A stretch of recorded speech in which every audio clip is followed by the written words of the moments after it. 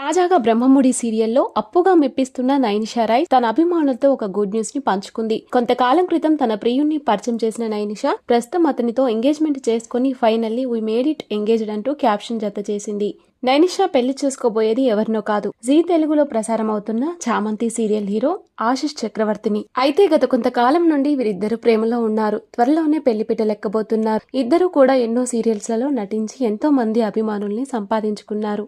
ఇక నైనిషా అయితే బ్రహ్మముడి సీరియల్లో హీరోయిన్ చెల్లెలిగా అప్పు క్యారెక్టర్ లో మంచి క్రేజ్ ని సొంతం చేసుకుంది. సీరియల్ మొదలైన కొత్తలో అబ్బాయి గెటప్ లో కనిపించిన ప్రస్తుతం పోలీస్ ఆఫీసర్ పాత్రలో తనదైన నటనతో మెప్పిస్తుంది. భాగ్యరేఖ, ఇంటి గుట్టు, శ్రీమంతుడు వంటి సీరియల్స్ లో నటించిన నైనిషాకి అంతగా గుర్తింపు రాలేదు. కానీ బ్రహ్మముడి సీరియల్లో నైనిషాకి మంచి గుర్తింపు తెచ్చిపెట్టింది. ఎంగేజ్మెంట్ ఫోటోలు సోషల్ మీడియాలో వైరల్ కావడంతో వీటిని చూసిన వారు ఈ జంటకి శుభాకాంక్షలు తెలియజేస్తూ కామెంట్స్ పెడుతున్నారు.